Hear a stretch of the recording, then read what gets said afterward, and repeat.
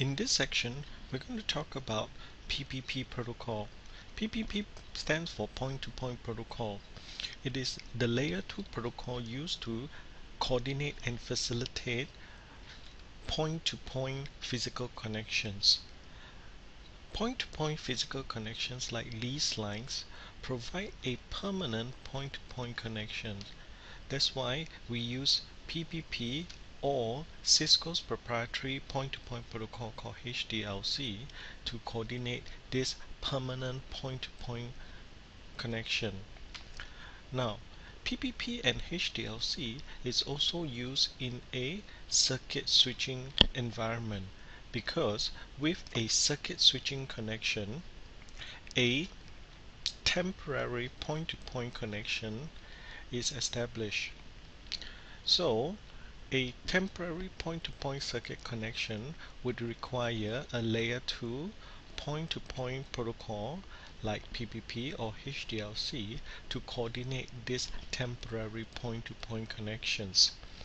Now, PPP is not used in a packet switching environment because packet switching connections provides a multi-point connections. So that's why we need other protocols like frame relay, X.25 or ATM protocols that are able to support a multi-point connection concept, which we'll talk more in the next section.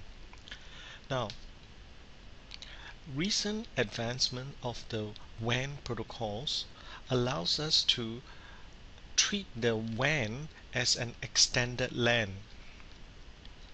So now your Ethernet data frame on your LAN network is carried onto the WAN as a Ethernet frame without having to re-encapsulate it into the appropriate WAN protocol, because with Metro Ethernet technology, for example, the WAN becomes an extension of the LAN, being able to carry native Ethernet frames across the WAN connections without having to do any re-encapsulation.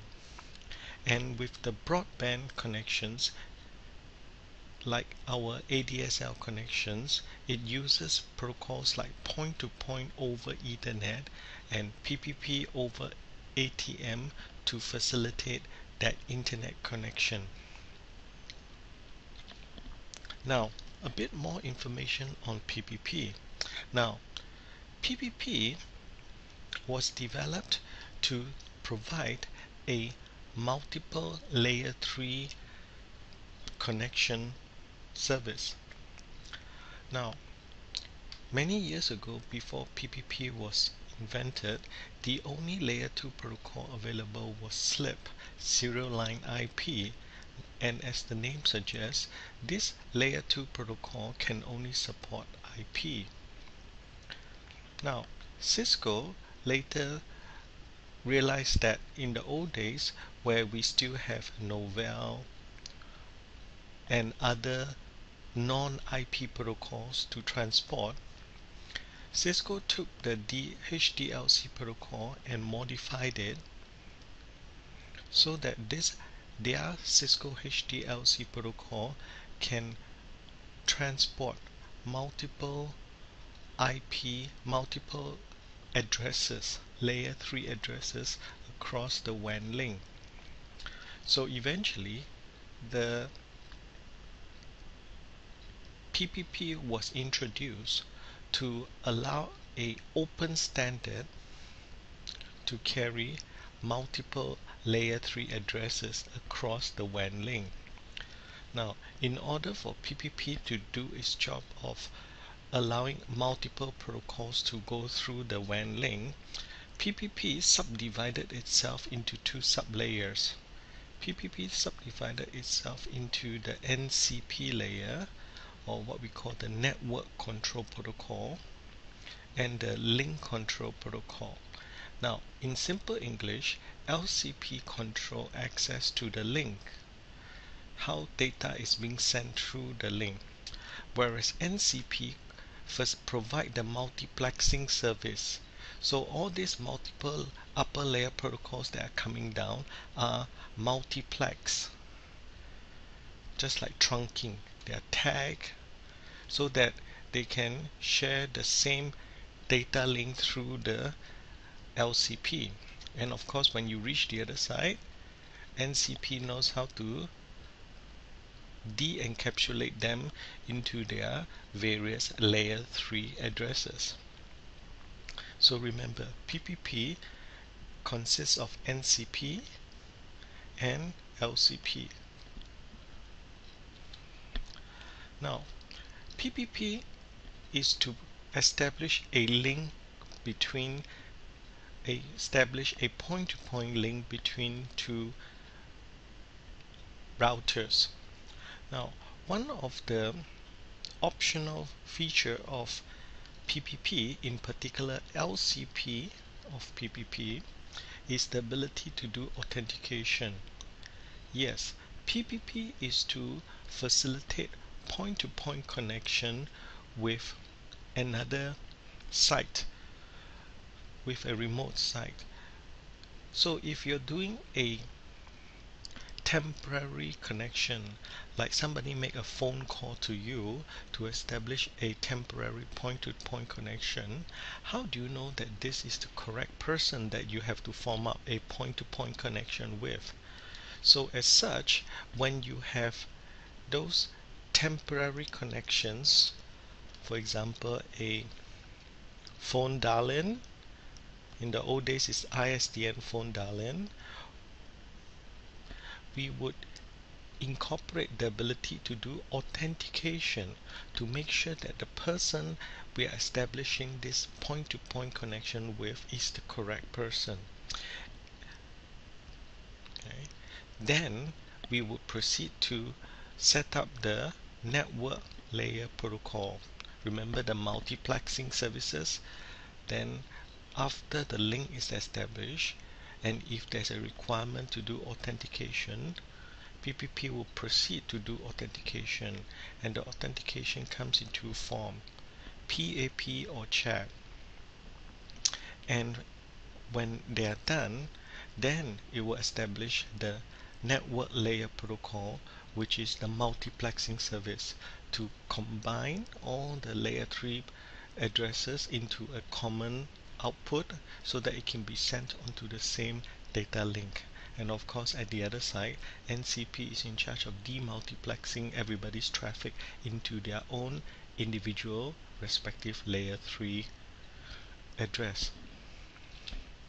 So as we have mentioned, to make sure that you are point-to-point connecting to the right person, the idea of authentication, okay, can be incorporated, especially when you're doing temporary point-to-point, establishing temporary point-to-point connection.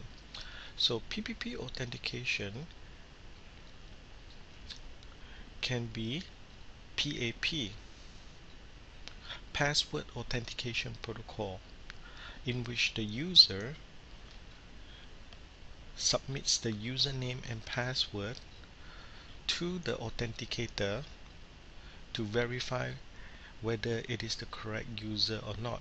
So the keyword is the username password is being sent across the link.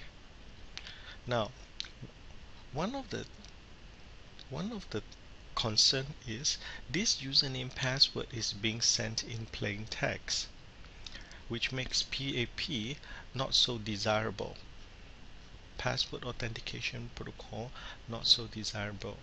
And also, the peer is in control of the number of attempts. So which means the person dialing in decides how many retries it can do before logging out, disconnecting the connection. So imagine if you have a hacker, this hacker client can do password guessing and try many different combinations of username password until it gets it right. So that's why it means that the peer, the person dialing in, is in control of the number of attempts of retries. So this is also another security concern.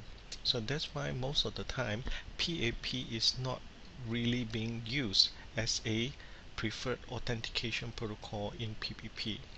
What we tend to use when we use PPP authentication protocol, when we establish PPP authentication protocol, is to use CHAP, Challenge Handshake Authentication Protocol. Challenge Handshake Authentication Protocol. Now, instead of exchanging username password to each other, each of the user has a common password. This common password is used as a encryption key, if you want to call it, and the username of the other person. So if it detects that there's another person coming in, it will send a challenge to the person. Now this person will look up and say, if the challenge is sent by this particular host, I would use this password to do the hashing or encryption so that I can hash or encrypt, if you want to call it, and send a encrypted reply back to the challenger. Now the challenger will then compare the expected result with their own calculation, with their own pre-calculation hash results. So if the hash results is the same, it will prove that you are the correct person, because both of us have the pre-shared common key.